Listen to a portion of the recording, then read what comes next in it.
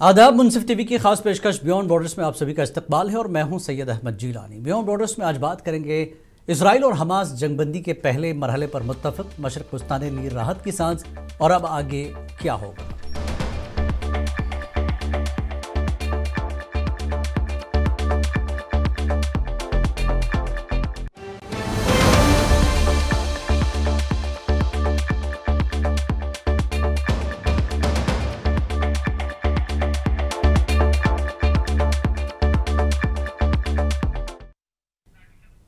नाज़रीन, गज़ा पर जंग के ख़ात्मे के लिए जंगबंदी माहदे के पहले मरहले पर मकबूजा फ़लस्तीनी इलाक़ों और इसराइल में जश्न का माहौल है। इसराइल और हमास के दरमियान गज़ा में जारी लड़ाई रोकने के लिए जंगबंदी के पहले मरहले पर इत्तेफाक हो गया है और अब जंगबंदी के निफाज के लिए ज़रूरी इक़दाम किए जा रहे हैं। ज़राए के मुताबिक इसराइली काबिना माहदे को कानूनी मंजूरी देगी, जिसके बाद ये बाकायदा तौर पर नाफिज़ अमल हो जाएगा।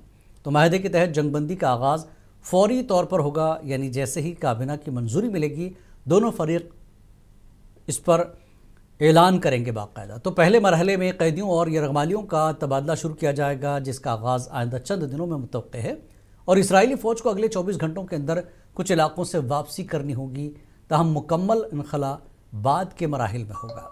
तो माहदे के निफाज के साथ ही इंसानी इमदाद की रसद बहाल की जाएगी और बैनुल अक़वामी इदारे इस अमल की निगरानी करेंगे। ज़राए का कहना है कि इब्तदाई कैदियों की फहरिस्तों का तबादला भी जल्द मुमकिन है, जिनमें ख़वातीन, बच्चे और बीमार कैदी शामिल होंगे। मज़ीद के जंगबंदी के निफाज का बाज़ाब्ता ऐलान भी आज मुतवक्के है, जिसमें बताया गया कि जंगबंदी का आगाज़ किस दिन और किस वक्त से होगा। वहीं आपको बता दें कि नोबेल पीस प्राइज़ का जुमे को ऐलान होने वाला है। तो इस अहम मुद्दे पर बात करने के लिए आज हमारे साथ ख़ास मेहमान हैं प्रोफेसर अर्शी खान साहब, एक्सपर्ट हैं इंटरनेशनल पॉलिटिक्स के। गज़ा के मामले पर आप गहरी नज़र रखते हैं। और दूसरे खास मेहमान नूरुल कमरन साहब, सीनियर जर्नलिस्ट है, लगातार इस मुद्दे पर हमारे साथ जुड़ते रहें। एक अच्छा तजुर्बा है आप दोनों का, बहुत बहुत इस्तकबाल है आप दोनों का। प्रोफेसर अर्शी साहब, क्या जंगबंदी का ऐलान ये पायदार होगा या महज वक्ती इक़दाम है? क्योंकि एक उम्मीद की किरण तो बनकर आई है, पूरी दुनिया की नज़रें इस पर हैं। देखिए, ये तो 3 फेज प्लान है, लेकिन अभी जो एग्रीमेंट साइन हुआ है सुबह में जी, और जो फाइनल ड्राफ्ट हुआ वो रेडी हुआ करीब 4:11 सुबह में जी, और ठीक उसके कुछ मिनट के बाद ट्रंप ने अनाउंस किया कि डील हैज बीन साइन। तो 4:40 पे सुबह में हमास ने कहा कि डील हैज बीन साइन जी। लेकिन ये जो है फर्स्ट फेज है, जो प्लान है उसके फर्स्ट फेज की डील साइन हुई, मतलब पूरे डील पे साइन नहीं हुआ है। हाँ, इसलिए कि जो सेकंड फेज है वो डीमिलिटराइजेशन का है जी, और वेपन सरेंडर करने का है।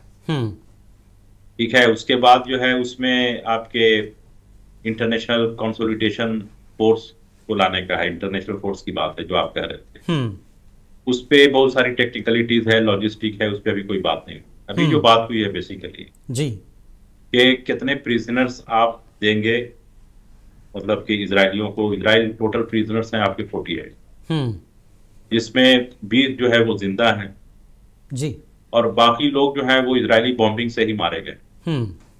हालांकि उल्टा प्रोपेगेंडा हो रहा है वेस्टर्न वर्ल्ड में कि उनको हमास ने मारा जी।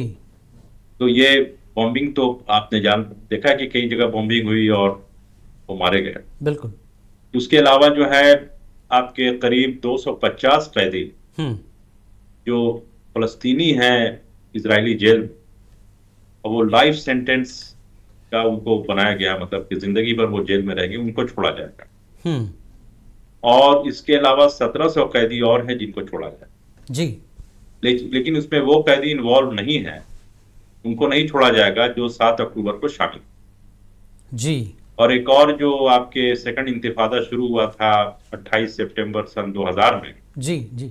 एरियल शरॉन जब अपने कुत्ते को लेकर के और बॉडीगार्ड को लेकर के मस्जिद अक्सा में घुसे थे और जब लोगों ने प्रोटेस्ट किया था तो उनमें फायरिंग हुई और फिर वहां से सेकंड इंतिफादा शुरू हुआ। जी, मैं सन 2000 की बात कर रहा हूँ, ये इसलिए कि as per Oslo Madrid accord जी 91-93 1999 तक पैलेस्टीनियन स्टेट को वजूद में आ जाना चाहिए था as per the Israeli agreement.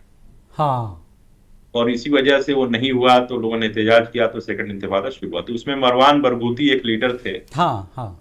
हालांकि वो बोलते ज्यादा थे, बहुत ज्यादा ये नहीं कि उन्होंने जो है मारकाट किया, इस तरह का कुछ नहीं, तो उनको वो रखे हुआ, लेकिन वो एक सिंबॉलिक लीडर है। काफी लोग जानते हैं, पूरे वर्ल्ड में लोग जानते हैं, तो शायद उनको नहीं छोड़ा जा रहा है। और इसमें इसमें अभी आपको मैं बताऊं, अभी जो करंट सिचुएशन है जी, लेकिन हमले फौरी बंद हो जाएंगे जैसे ही ऐलान हो जाएगा। नहीं, हमला तो बंद हो गया है जी, अभी बंद है पूरी तरह, लेकिन जब बात हो रही थी तब भी हमले हो रहे थे। तब भी हमले हो रहे थे, और रात के 2 बजे जी, लेकिन सुबह में साइन हुआ है डील, तो रात के 2 बजे भी ड्रोन उड़ रहे थे और फायरिंग, टैंक की शेलिंग हो रही थी और फायरिंग कर रहे थे। बिल्कुल, उसमें लोग मारे भी गए बाहर। तो अब ये साइन हो गया। अब ये जो है, एक तो होस्टेज को रिलीज करेंगे, ये जो इनके प्रिजनर्स है उसको वो रिलीज करेंगे जी। इसके बाद जो इनके आपके आईडीएफ हैं, उन्होंने ऑलरेडी पीछे हटना शुरू कर दिया है। लेकिन इसमें दो तरह का कंफ्यूजन है, मैं आपको बता देना चाहता हूं। और मैं इस पे अभी तक क्लियर नहीं, ताकि आपके जो सामीन हैं, जो हमारे ऑडियंस हैं जी जी, उनको सही इंफॉर्मेशन। बिल्कुल। एक इंफॉर्मेशन ये है कि जो फर्स्ट फेज है, इसमें 53% जो गाजा का है वो तब भी कंट्रोल में रहेगा आईडीएफ के। एक फेज ये जी। दूसरा ये है कि स्टेटमेंट जो हमने अभी करंट आया है जी, कि वो अपने बॉर्डर तक वो रिसीड कर जाएंगे, मतलब कि जो आईडीएफ है, मतलब के बॉर्डर के पास ही वो रहेंगे फॉर एग्जाम्पल। ये फर्स्ट फेज का मामला है। और इसमें जो है आपके डेली कम से कम 408 ट्रक जो है वहां पे एंट्री होगी। ठीक। और अभी इस वक्त अभी हो रहा है 9:30 जी, 9:15 में इजरायली सिक्योरिटी कैबिनेट की मीटिंग शुरू हुई। हालांकि 2 घंटे पहले शुरू होना चाहिए। ठीक। वो इसको ऐलान हो जाना चाहिए था अब तक। हाँ, नहीं, उसको अप्रूव करेंगे जी जी, हाँ, अप्रूव भी हो जाएगा जी जी। इसलिए कि जैरेड कुशनर और स्टीव विटकॉफ हैं, ये दोनों पहुंच गए हैं अभी इजराइल। हाँ हाँ, ठीक है। और 72 आवर्स के अंदर, मतलब संडे को या मंडे को कैप्टिव्स रिलीज हो जाए। हाँ, 8:30 बजे तक ये सारी चीजें हो जाएगी, ऐसा बताया जा रहा है संडे जी। नूर साहब, जैसा कि तफसीलात प्रोफेसर साहब ने बताई, लेकिन जंगबंदी की निगरानी कौन करेगा, और अगर खिलाफ वर्जी हो तो क्या होगा, ये भी सवालात हैं अभी, क्योंकि अभी फर्स्ट फेज के हवाले से तो सारी चीजें, एक बेहतर चीज ये है कि हमले बंद हो गए, इमदाद पहुंचेगी। देखिए, इब्तिदा में ही इससे पहले जो भी डिस्कशन हुए उसमें यही बात हुई कि पहले तो ये स्वैप होगा, यरगमालियों का स्वैप होगा और कैदियों का स्वैप, ये तो होना ही होना है। ये फेज तो समहाउ सक्सेसफुली हो जाएगा। लेकिन इसमें भी कुछ इबाम है। हाँ। इसमें सबसे बड़ी जो मुबहम बात ये है कि जो ट्रंप ने कहा है अपने इसमें ट्वीट में, उन्होंने कहा है कि Israeli troops will go to the agreed line. हाँ। अब एग्रीड लाइन कौन सी है, ये बॉर्डर है या कुछ इलाकों को छोड़कर वो गाजा में कहीं कयाम पजीर रहेंगे, ये वाजिया नहीं है। दूसरी बात ये है कि how much of forces are going to withdraw. तीसरी बात ये है कि जो रीजनल फोर्सेस ने कहा है कि वो will give the task force और the troops for the monitoring of the ceasefire. उसमें तुर्किया ने भी आज कहा है कि हम भी अपने ट्रूप्स देंगे। हाँ, बिल्कुल। उससे पहले इंडोनेशिया ने भी कहा है, और पाकिस्तान के भी गालिबन जाएंगे उसमें ट्रूप्स, और सऊदी के जाएंगे जी। लेकिन उसका कंपोजिशन क्या होगा, उसके खदखाल क्या होंगे, उनका मैंडेट क्या होगा जी, उनके पावर्स क्या होंगे, उनकी ड्यूरेबिलिटी क्या होगी, how long they have to stay in Gaza, वो भी अभी इबाम में है। देखिए, ये जो 20 पॉइंट प्लान है, इसका जो पहला फेज है वो साइन हुआ है। वो पहला फेज ये है कि यहाँ से यरगमाली छूटेंगे, वहां से कुछ जंगी कैदी रहा हो जाएंगे। अभी हमास ने लेटेस्ट ट्वीट में कहा है सोर्सेस को कि हम अभी अपने फैक्शंस के साथ, क्योंकि हमास ही एक फैक्शन नहीं है, फलस्तीन में बहुत से फैक्शंस हैं, हम सब का कंसेंसस लेके एक कैदियों का लिस्ट बना रहे हैं जो हम फाइनलाइज करने वाले हैं। ठीक। उसमें जो इन्होंने भी अभी डॉक्टर साहब ने भी इशारा किया, जो फतह के साथ मुंसलिक थे, 2000 में एक फेस बने हुए थे रेजिस्टेंस के, इंतिफादा के, मरवान, उनको छोड़ने के लिए इजराइल राजी नहीं है। शायद उनको लगता है कि he can be an adhesive और he can be a figure which will become a rallying point for the Palestinians in future. वो ऐसे कैदियों को छोड़ना नहीं चाहते हैं। उस पर भी अभी कोई ये हतमी फैसला नहीं लिया गया है। देखिए, अभी तक एज ऑफ नाउ पहला फेज साइन हुआ है। उस फेज में सबसे बड़ी जो खुशाइंदा बात यह है कि यूनिसेफ ने कहा है कि वो अपने 1300 truck 1300 trucks with life saving drugs वो रवाना करेंगे। यूएन ने भी कहा कि हमारे लोग जो है इमदाद हासिल करने के लिए बिल्कुल रेडी हैं गजा के लिए। As soon as they would be permitted, उन्होंने पहले ही कहा है कि जब उनको लगेगा कि उनको राहदारी दी जाएगी। वहां पर जो डिवास्टेशन है, thousands of people are to be buried, they are to be given a decent burial, thousands of people are waiting for the treatment, and thousands of people are waiting for the food, malnutrition से भी death हो रही है। ग़िज़ा और इलाज के लिए बिल्कुल वहां पर खस्ता हालत है, उसकी बेहद जरूरत है। कैटास्ट्रोफिक सिचुएशन है, इसमें ह्यूमैनिटेरियन एड को राहदारी मिलना भी एक बहुत बड़ी बात है। बहुत बड़ी बात है। यानी एक तरह से शुरुआत तो हो गई है, कुछ राहत तो मिल रही है। प्रोफेसर साहब, जिस तरह से इजरायली फौज का आपने जिक्र किया जुज़वी इनखला आर्जी तौर पर, थोड़ा सा हमास के लिए क्या ये सियासी फतह समझा जाएगा? क्योंकि कंट्रोल तो है भी आईडीएफ का या इजरायली फौज का, आप कहें। देखिए, इसमें दो चीज है। हमास पे जो प्रेशर है वो आपके जो लोग वहां पे खुद भूख से मर रहे हैं वो प्रेशर है साइकोलॉजिकल। हाँ। दूसरा प्रेशर जो है आपके जो खुद वहां पे जो टेररिस्ट ग्रुप पैदा किया इजराइल ने साउथ गाजा उनसे भी निपटना है। अल-शबाब, उसका भी एक प्रेशर है, वो भी मार रहे हैं, बिल्कुल रहे हैं। तीसरा आप देखेंगे कि जो 3 गारंटर है, कतर और आपके इजिप्ट और टर्की जी, लेकिन टर्की के इंटेलिजेंस मिनिस्टर, फॉरेन मिनिस्टर वहां पे मौजूद जी, वो पहले इंटेलिजेंस के चीफ। आप देखें कतर के प्राइम मिनिस्टर वहां पे मौजूद, बिल्कुल, और इजिप्ट के इंटेलिजेंस मिनिस्टर भी वहां पे मौजूद। ये इनका ही प्रेशर है सारे ग्रुप पे, पूरे हमास और बाकी और जो ग्रुप है वो भी शामिल हो।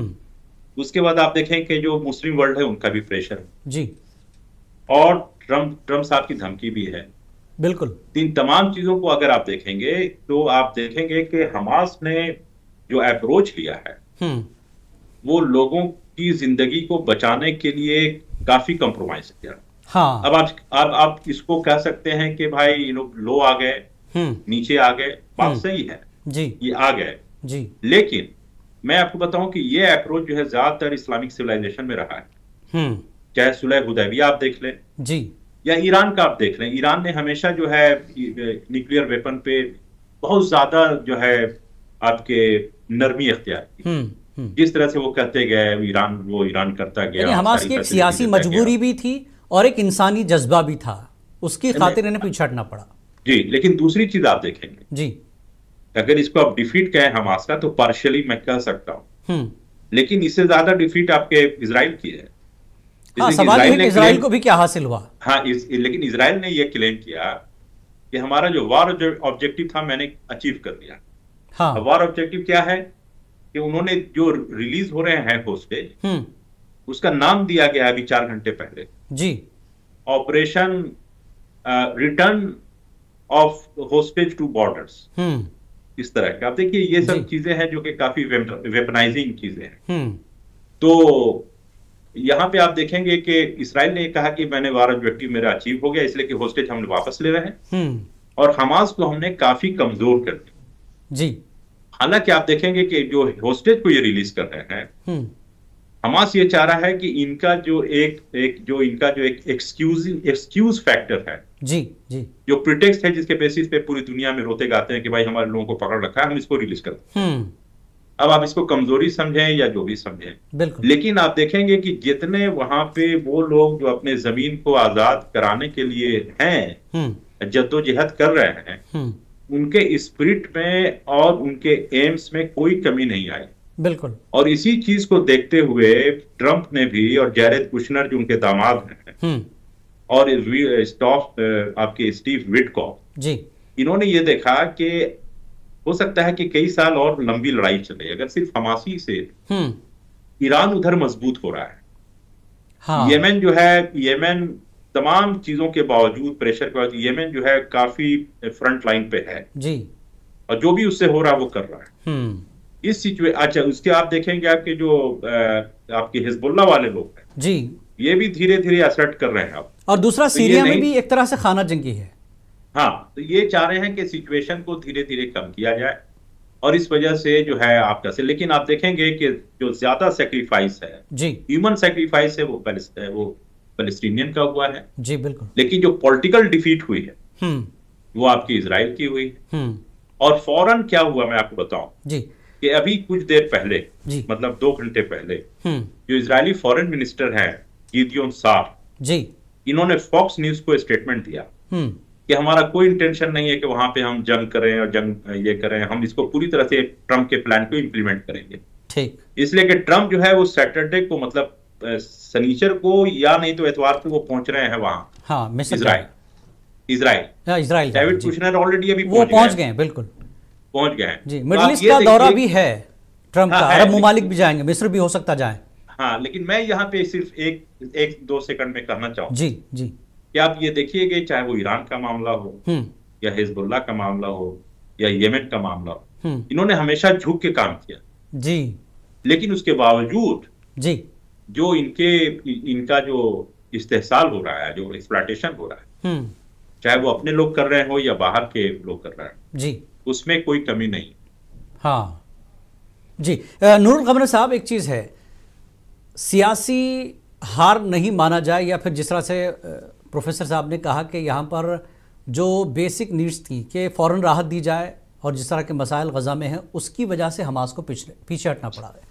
लेकिन अहम सवाल ये है कि प्रोफेसर साहब ने यह भी यहाँ पर एक चीज़ कही कि वहाँ पर जो ग्रुप तैयार किए इसराइल ने उससे भी लड़ना है, हमास को खुद फ़लस्तीन में अपने ही लोगों से लड़ना है।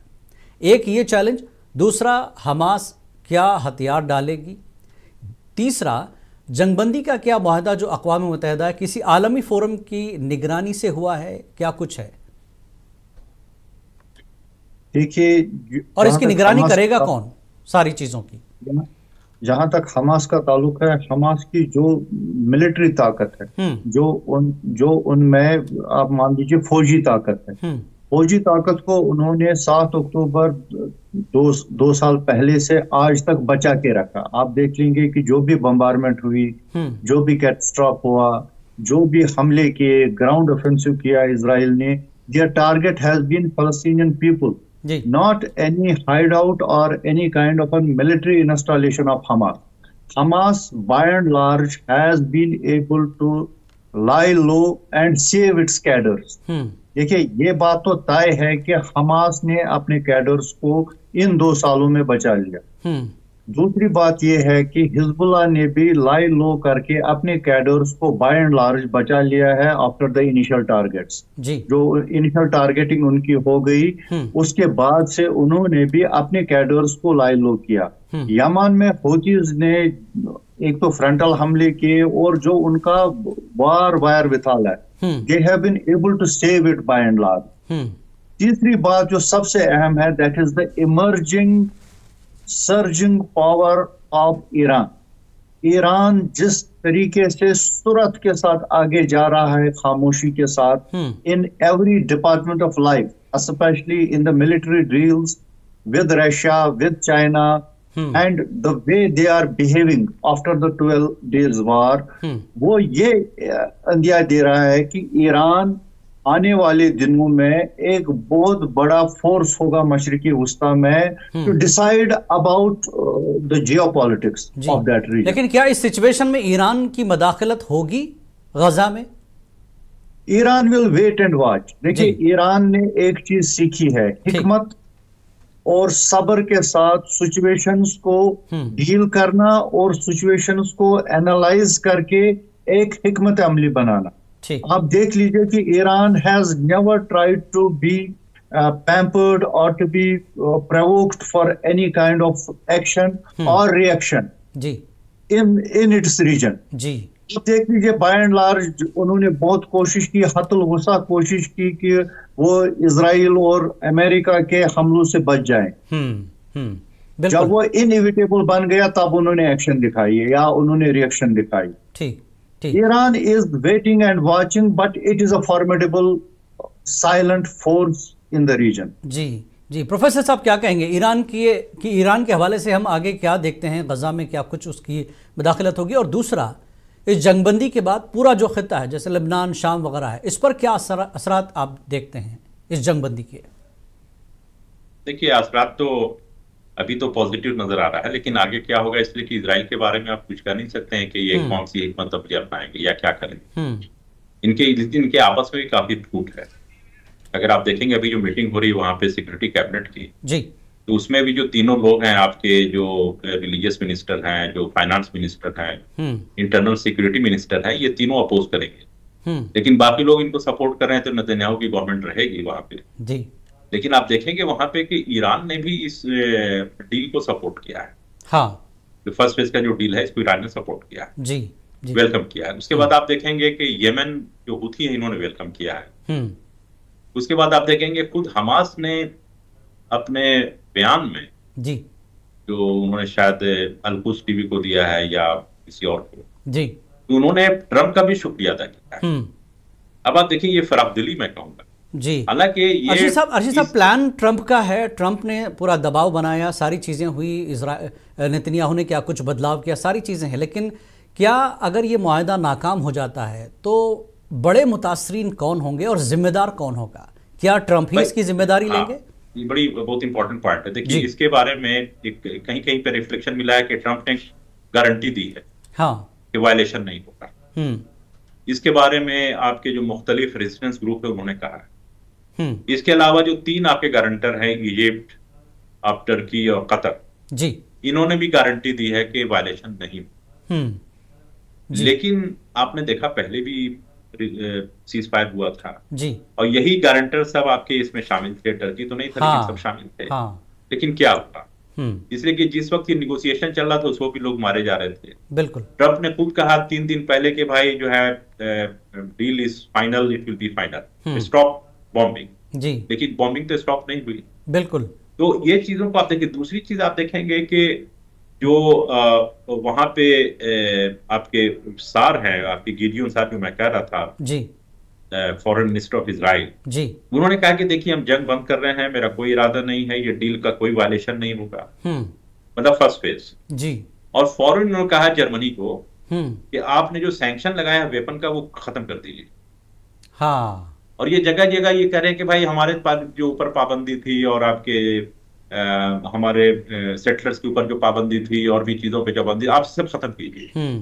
अब ये लोग बहुत जल्दी कर रहे हैं, इसलिए कि जो बदनामी हुई है, जो आइसोलेशन हुआ इजराइल का, वो बहुत ज्यादा उसकी लिपातुपी हो रही है एक तरह से। और खास करके यूरोप में लोग सड़कों पे नहीं आते, बिल्कुल, वो बड़े बिजी लोग हैं हाँ। तो ये आप बहुत इंपॉर्टेंट। तीसरी चीज इंपॉर्टेंट जो मैं आपको बताऊं जी, एक तो है कि वो उन्होंने डेडलाइन वो सेट कर दिया है, एग्रीमेंट में आ गया कि वो कहां तक इजरायली फोर्सेस आएंगे वापस। इसके बाद देखेंगे कि कुछ ऐसी पॉइंट है, फॉर एग्जांपल यहिया सिनवर है जिनको मारा गया था जी, जी, हाँ। और उनके भाई को मोहम्मद सिनवर को ही मारा गया जी, तो शायद दोनों की डेड बॉडीज को भी वापस करना था इजराइल को, लेकिन शायद ये उसको नहीं कर रहा है ठीक। लेकिन इन तमाम चीजों के बावजूद जी, मुझे ये लगता है कि जो होस्टेज वाला मामला है ये तो सक्सेसफुल होगा, लेकिन आगे की जो डील है वो भी सक्सेसफुल हो सकती है जी। अब ये डिपेंड करता है कि जो ट्रंप और उनकी टीम है वो कितना अमेरिकन रहते हैं या प्रो इजरायली रहते हैं हाँ, इसलिए कि खुद अमेरिका में जो बड़े बड़े स्कॉलर्स वो ये कह रहे हैं जी कि अमेरिका क्यों एक फॉरेन कंट्री के लिए इतनी लॉयल्टी रखता है। बिल्कुल बिल्कुल, ये सवाल उठ रहा है इंटरेस्ट के लिए क्यों नहीं, तो ये बड़ी सवाल उठ रहा है। बिल्कुल, आखिरी सवाल नूरुल कमर साहब, दो चीजें यहाँ पर, एक नेतन्याहू का सियासी मुस्तकबिल और दूसरा इस तरह के जेनोसाइड के लिए जितने फैसले अदालतों के आए, ICJ, ICC, इनके क्या इसका अमलावरी होगी, इस पर क्या कुछ आगे हो सकता है? आखिरी सवाल 1 मिनट। देखिए नेतन्याहू का जहां तक सियासी मुस्तकबिल है अभी तो वो सेफ है, क्योंकि जो यरगमाली वापस घर आ जाएंगे, जो उनकी बादशाही होगी, that would be a kind of a psychological victory. लेकिन अगर फौजी इनखला होता है and Hamas emerges back on the scene और गाजा में एक अमन होता है, एक कोई हल निकलता है, there is some path of permanent peace, तो उसमें उनके कदम लड़खड़ा जाएंगे इजराइल में, because they are too much dependent on far right groups which will topple his government. जी, नोबेल पीस प्राइज का भी जो है ऐलान होने वाला है, तो क्या इसकी इस चीज को लेकर के सारी जल्दबाजी हुई और इसको कायम रखने के लिए इस मुआहदे को आगे तक चलाना पड़ेगा, क्योंकि ट्रंप जुड़ा हुआ है इससे? Trump is very keen for that prize and perhaps he wants to drive through it and he wants to push through it. आप देख लीजिए हर एक ट्वीट में वो दिखा रहे हैं, इजलत वो कह रहे हैं कि we want it to go through as soon as possible. Yes. तो वो पूरी जोर लगा रहे हैं अपनी तरफ से कि ये माहदा हो जाए and some stamp of approval should come from Israel and Hamas and from the Arab countries and Trump should emerge as a peacemaker of the world. और एक तीर कई निशाने। गिलानी साहब एक मिनट में किस कहना चाहता हूं। जी 20 सेकंड है सर मेरे पास। जी कमर साहब, हाँ जी, कि 2 स्टेट सॉल्यूशन के ऊपर में जी आपके जो प्रेजेंट प्राइम मिनिस्टर और जो फॉरेन मिनिस्टर है जी, ये सब इनका पोजीशन, हाँ, और ट्रम्प भी इस पे खामोश है, ठीक, विटको भी उनके साथ है। तो जब मेन मुद्दा आप सॉल्व कर ही नहीं रहे हैं, हाँ, तो हमें तो ये ज्यादा टैक्टिकल लगता है जी, rather than a part of policy. बिल्कुल बिल्कुल जी, बहुत बहुत शुक्रिया प्रोफेसर अर्शीद साहब और नूरुल कमर साहब पूरे मुद्दे पर बात करने के लिए। बहरहाल जंगबंदी का मुआहदा अगर मुकम्मल तौर पर नाफिज हो जाता है तो गजा और इसराइल के दरमियान जारी खूनरेज़ी में कमी की तरफ पहला अमली कदम होगा। बियॉन्ड बॉर्डर्स में फिलहाल इतना ही। आदाब।